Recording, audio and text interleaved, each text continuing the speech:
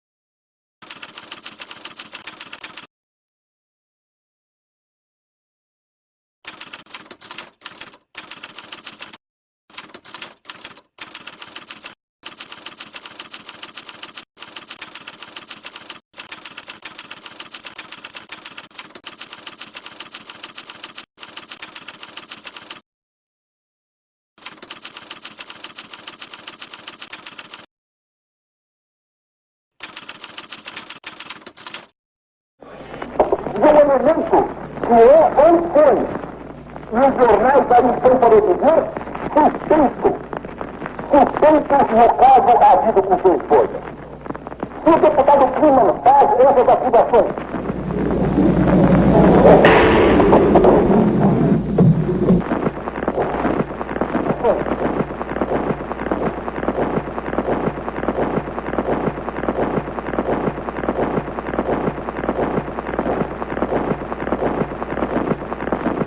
Até hoje no Rio Grande do Sul, foi o júri que teve mais pessoas, nunca teve um caso igual. Daquela época foi desespero. Tanto quanto se sabe, é o primeiro acontecimento desse porte, né, gravado ao vivo.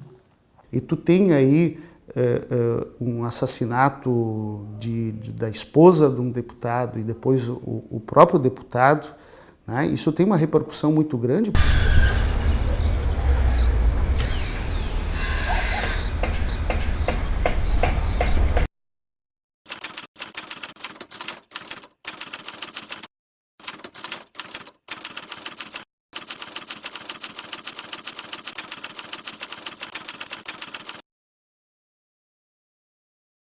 No dia, no caso, a minha mãe veio junto com meu pai, que ele tinha que ir na Assembleia.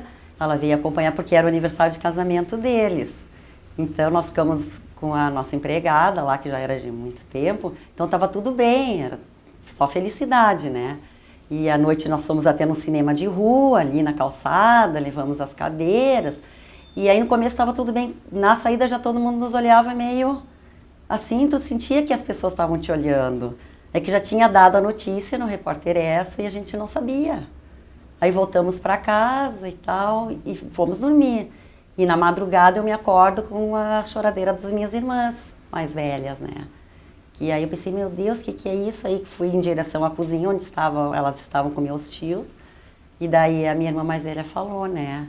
A mãe morreu, não sei o que, não sei o que. Na polícia, quem acompanhou o processo era um delegado, um inspetor muito conhecido, muito competente e muito sério, que era o inspetor Júlio Moraes.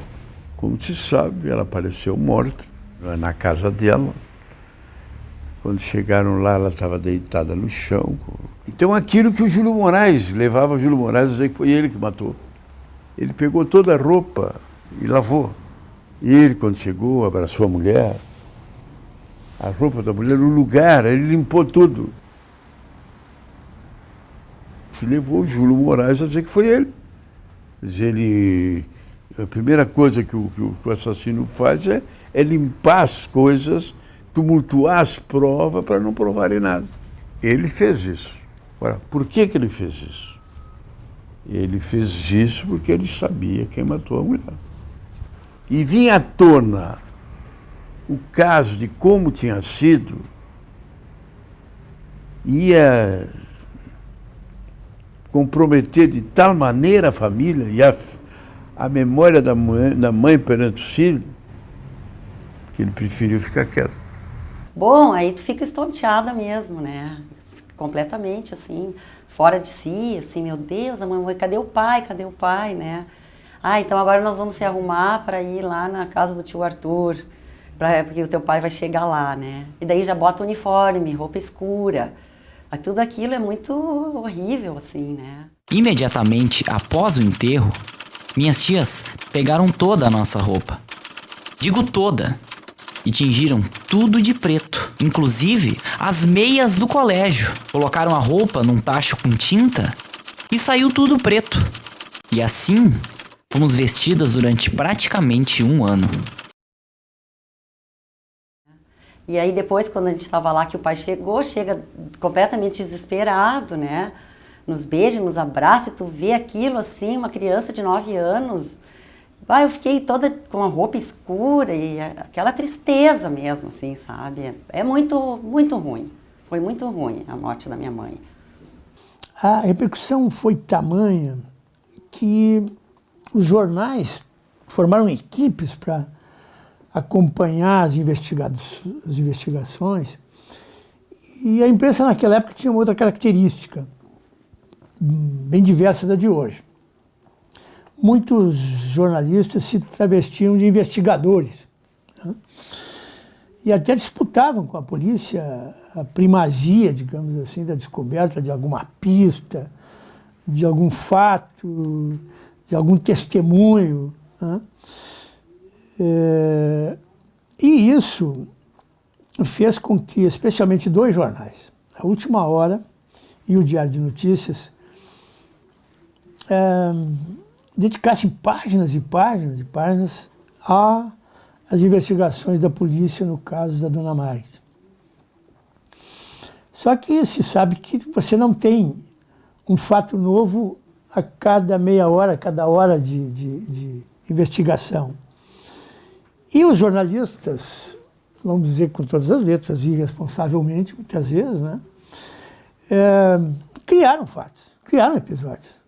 Foi um crime transformado em caso político, que reflete muito bem aqueles anos.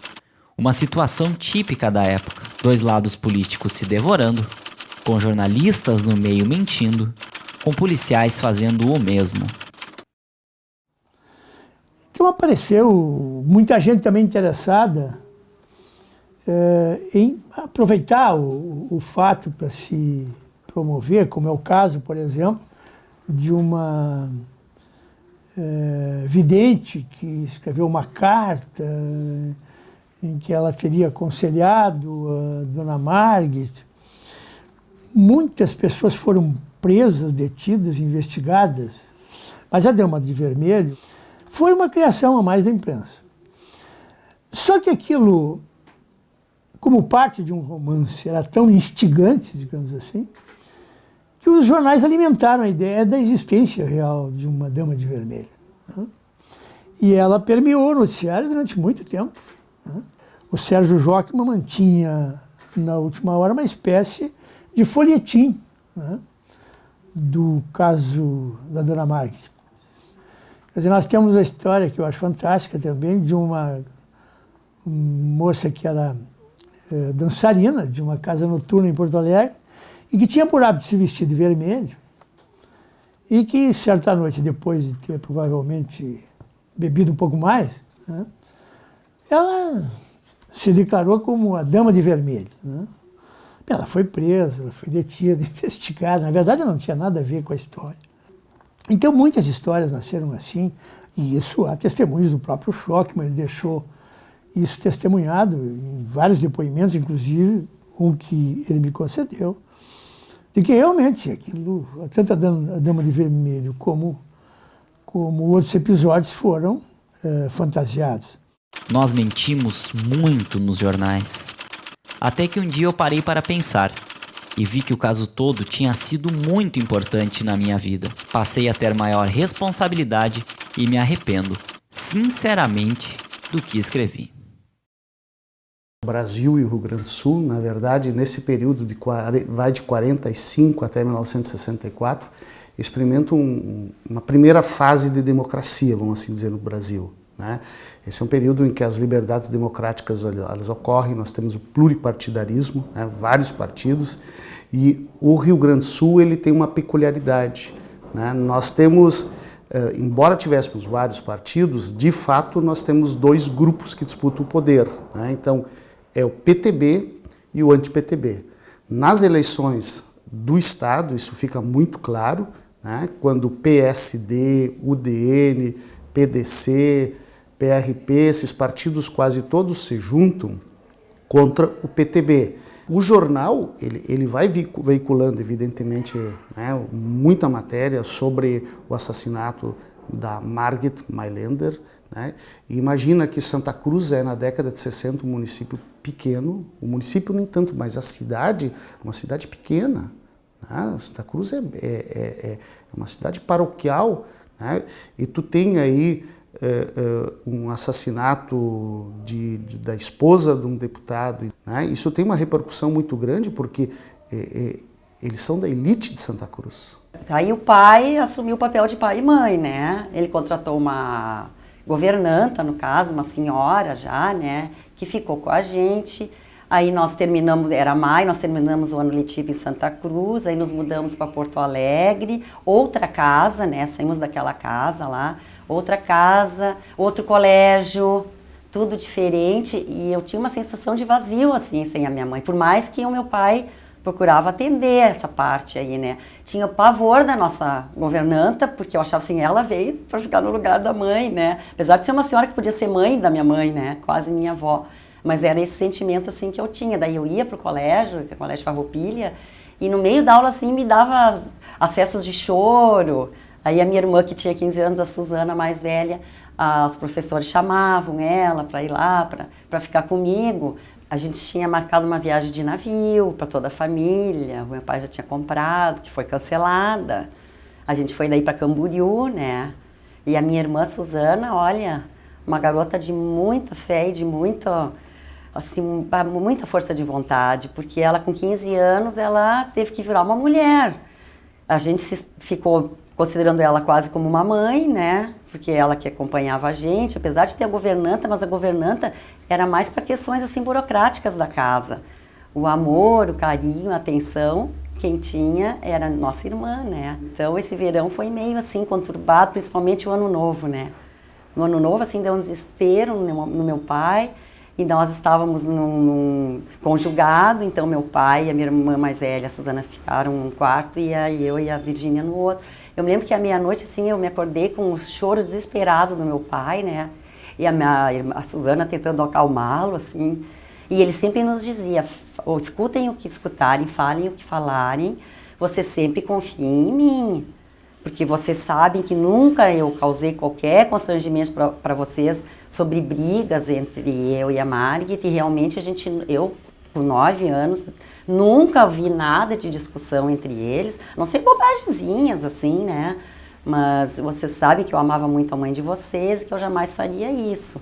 Então a gente, apesar de sofrer pelo sofrimento dele, tinha aquela certeza que ele não seria capaz de fazer uma coisa dessa, falassem o que falassem, né? Júlio Moraes. E pela maneira com que o processo foi conduzido, ele ficou com a convicção de que o Kliman era o responsável pela morte da mulher.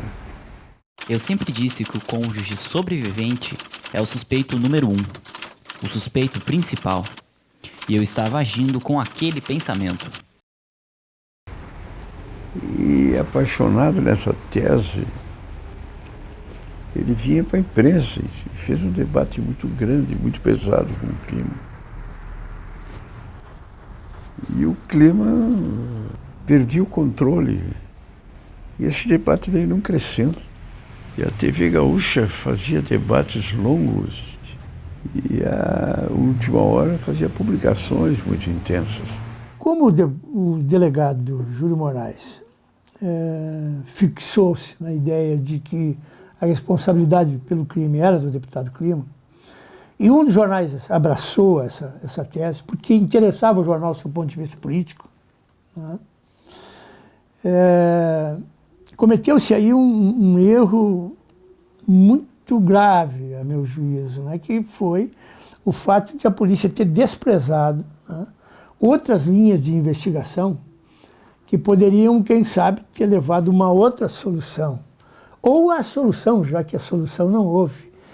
Na verdade, até o inquérito, com o tempo, desapareceu.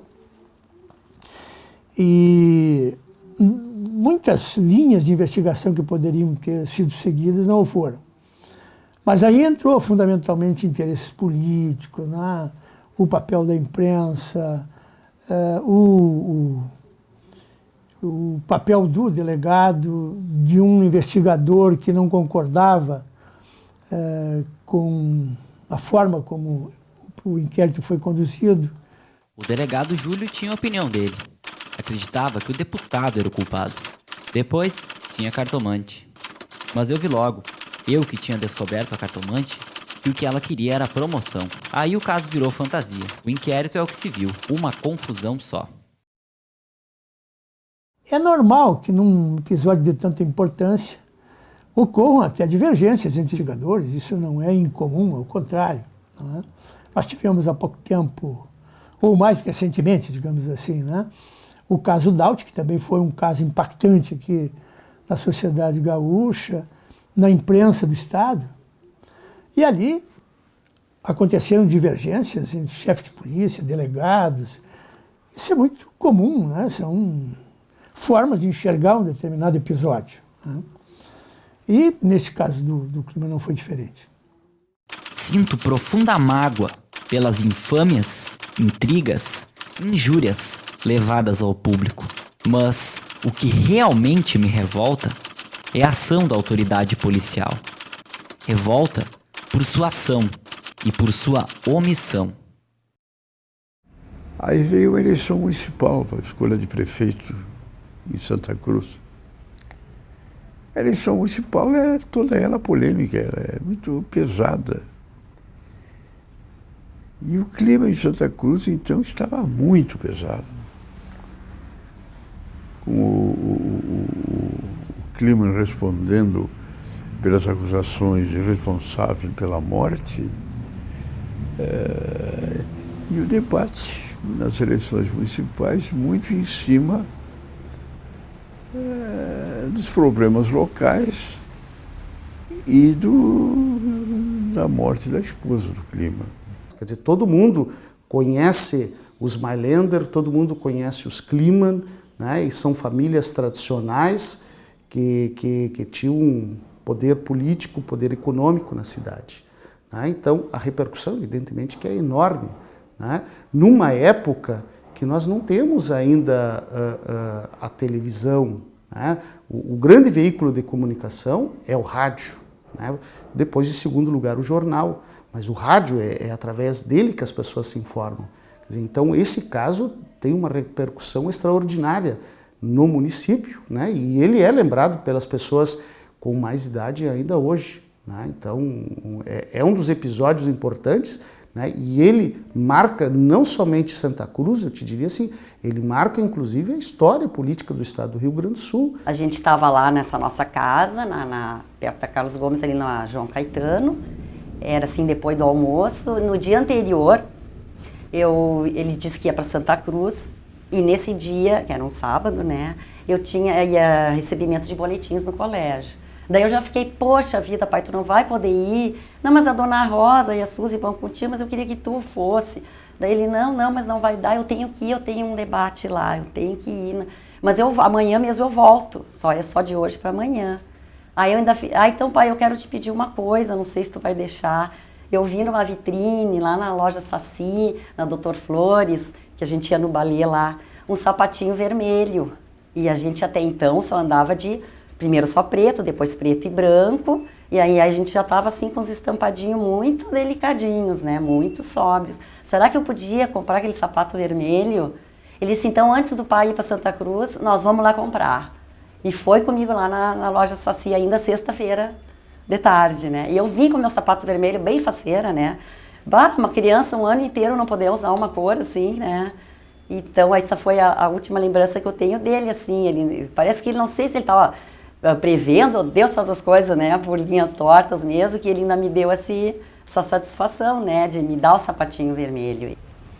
Teve uma crise lá na prefeitura e tinha um negócio que envolvia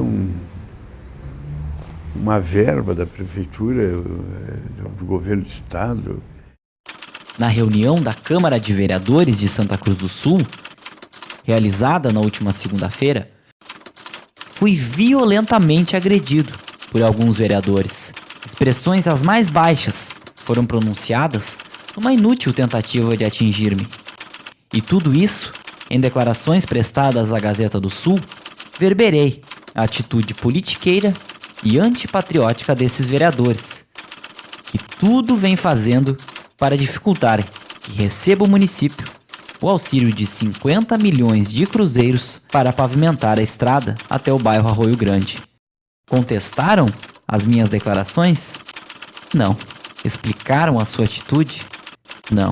Por isso convido-os a participarem comigo de um debate público perante o microfone da Rádio Santa Cruz no próximo sábado, dia 31, às 13 horas. Mas volto a insistir, compareçam todos, não somente um ou dois. E aí o Kliman acusava a prefeitura de ter pego o dinheiro e usado no outro jeito. É uma confusão dessas que acontece nas eleições municipais, volta e meia. E o Kliman, então, estava muito duro, teve um pronunciamento muito duro contra o MDB, o PTB. Dizendo que o PTB era isso, que o PTB era responsável pelo dinheiro, pelo não sei o quê. Mas era uma série de acusações em cima do prefeito e em cima do PTB. Ele falou a primeira parte, foi ele que falou.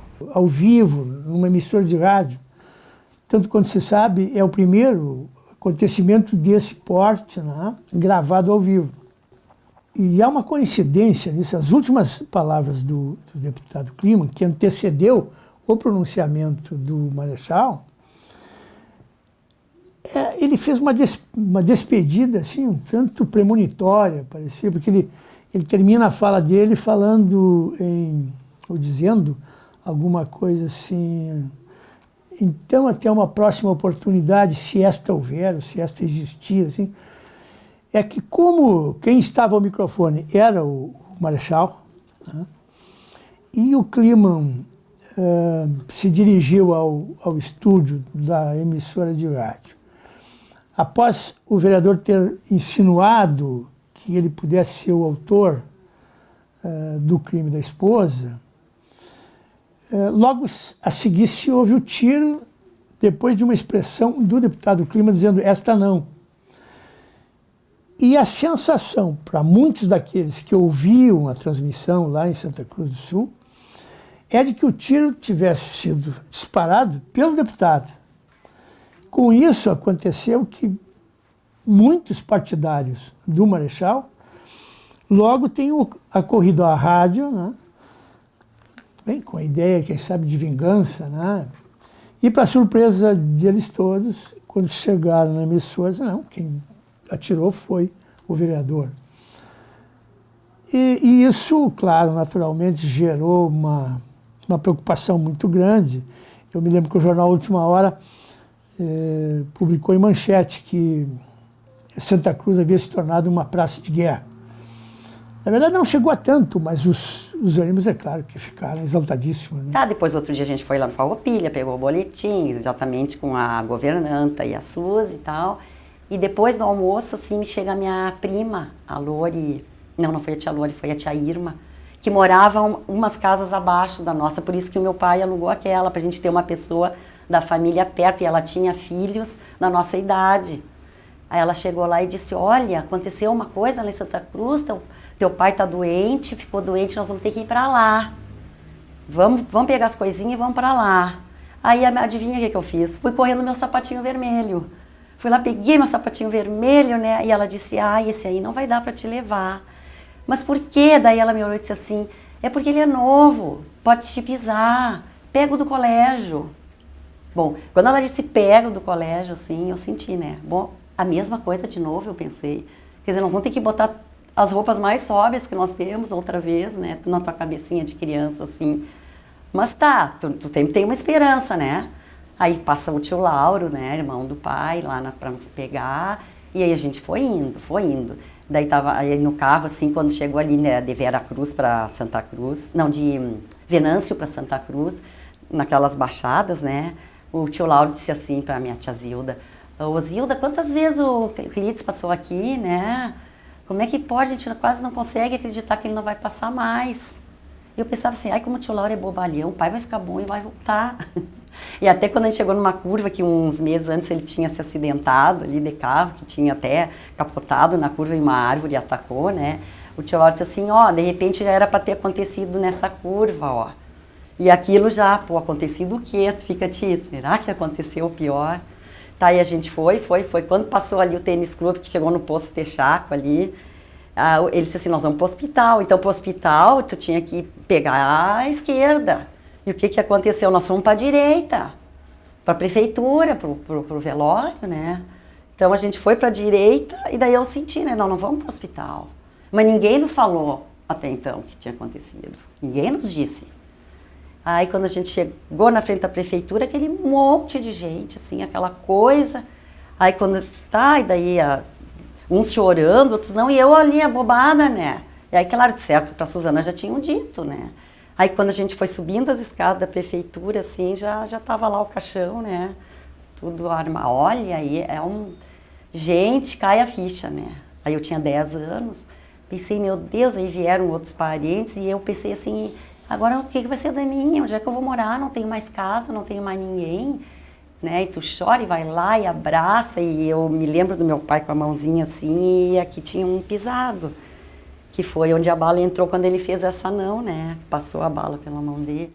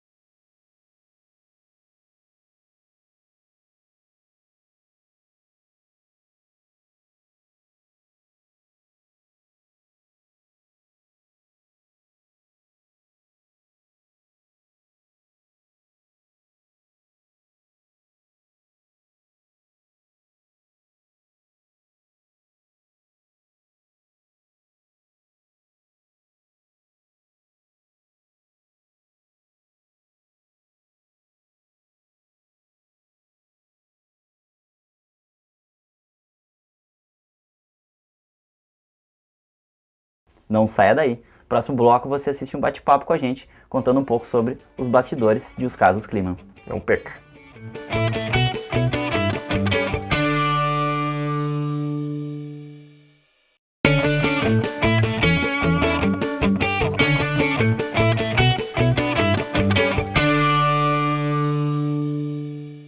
Bom, então a produção do documentário Os Casos Kliman, ela teve um início bem, bem engraçado, por assim dizer. A gente sempre foi colega, diversos, eu e o Lucas sempre fomos colegas nas disciplinas aqui da Unisc, mas a gente estava chegando, né? Finalmente. Estamos chegando no último semestre e o que aconteceu é que a gente não tinha ideia, assim, de o que a gente poderia fazer de algum trabalho, alguma produção experimental. E aí, sentados ali, o que a gente podia fazer? Aí, cara, li um livro recentemente, conta uma história bacana de Santa Cruz, uma história que sempre achei interessante. E o livro em questão era O Caso Kliman, né, o livro do Celito de Grande. E como um documentário, a gente podendo recontar, podendo ouvir algumas vozes um pouco diferentes, foi algo que a gente acreditou que nesses 3, 4 meses de produção a gente conseguiria dar conta. O nosso norte foi o livro Os Casos Kliman do Celito. E em cima disso a gente começou a trabalhar a busca de fotos, de arquivo que ele tinha também no registro dele. A gente teve, dentro de todo esse trabalho, teve um momento, talvez tenha sido um dos mais cruciais, foi o contato com as fontes. E talvez o contato mais interessante foi com a Cristina Kliman, que é uma das filhas, né, do casal, que acabou sofrendo muito. Ela era mais nova, no primeiro crime ela entendia pouco, ela começou a entender tudo o que estava acontecendo a partir daquele ano, que foi muito difícil para elas. Mas desde o primeiro contato que a gente teve com ela foi muito solícita. Falou assim que era, desde o trabalho do Celito, do livro Caso Kliman, elas sentiram que era o momento de falar sobre aquilo. Dos outros depoimentos também, do professor Algário, que trouxe essa perspectiva um pouco mais histórica. Ele viveu um pouco daquilo também, que é uma das coisas que a gente mais queria, que não fosse simplesmente uma história contada por contar, ou alguém que são pessoas que viveram aquilo, viveram intensamente, como o caso da Cristina. O professor Algário viveu de longe, o Celito viveu como repórter, ele cobriu aquela história. E teve também o senador Simon, e é claro que o relato do Pedro Simon foi sensacional nesse sentido, contando essa história pra gente. Uma curiosidade também que aconteceu foi, para ter uma noção do tamanho do caso, nós fazendo uma pesquisa, uma busca da casa da onde o casal morava, em Porto Alegre, aí um porteiro, né, nos respondeu, aquela casa onde o marido matou a esposa. Isso é interessante para ver como a mídia influenciou a história, sempre acusando o Euclides. A primeira coisa que o assassino faz é limpar as coisas, tumultuar as provas para não provarem nada. Muitas dessas pessoas que acompanharam e que são personagens fundamentais para contar a história dos casos Kliman, elas já faleceram. Então o que a gente pensou? Vamos colocar aquela fala no vídeo e conforme a fala vai evoluindo, a gente tem a foto também da personagem ali para, pelo menos, se tenha-se uma noção de quem era aquela pessoa, né? Na verdade, a fala vem escrita e sendo narrada por nossas vozes, pela voz do Joel, que foi a solução, porque não tinha outro jeito de trazer a voz daquela pessoa. Na própria pré-produção, a gente fez um roteiro das entrevistas, pedindo que as pessoas contassem como foi aquela história para elas, mas de uma maneira cronológica. A gente optou também por fazer essa montagem cronológica. E é claro que existem outras maneiras de se fazer a montagem, poderia ser uma montagem trazendo relatos de uma maneira diferente, mas para que isso ficasse assim, bem didático, a gente resolveu optar por essa ordem cronológica. Uma forma fácil de ser compreendida, né? Dentro da nossa pesquisa toda, teve um elemento que é fundamental, que foi muito difícil de encontrar numa qualidade interessante, que foi o áudio do tiro, que acabou vitimando o Euclides aqui na Rádio Santa Cruz. Aquilo foi um tiro, dava para se ouvir perfeitamente aquele tiro sendo disparado e logo após o Euclides caindo. E houve-se um barulho do corpo caindo no chão. E depois de trabalhar, depois de todo esse trabalho, depois de tudo que a gente passou, eu acho que primeiro fica um sentimento de dever cumprido, assim, deu bastante trabalho, foram algumas madrugadas bem intensas e acabou gerando uma nota 10, E uma nota 10. que sempre é muito importante, sempre muito gratificante. Mas mais do que isso é poder assistir e perceber que foi um trabalho que deu prazer, a gente gostou muito de fazer. E se eu pudesse deixar um recado para os acadêmicos, para quem está trabalhando com isso, procurem contar a história da cidade de vocês. A gente tem muitos registros interessantes que precisam ser feitos e às vezes a própria grande mídia, ela não tem nem tempo, não tem espaço para lidar com isso. Mas a gente tem, e a gente tem os meios, a gente tem toda a capacidade de fazer isso. E como é bom a gente poder contar uma história daquilo que nos cerca, da gente poder fazer um registro disso, e tenha certeza que a comunidade toda vai receber muito bem e é muito gratificante poder fazer um trabalho desse tipo. E assim como o caso Kliman, essa edição do laboratório está chegando ao final, mas fica o convite para a próxima edição. Não perca o próximo laboratório. Laboratório, os casos Kliman, valendo. Laboratório. É tão fácil que eu esqueci. Histórias reais. Histórias inventadas. Laboratório. É na Unisc TV. Canal 15 da NET, Santa Cruz do Sul. E em www.laboratoriounisctv.blogspot.com.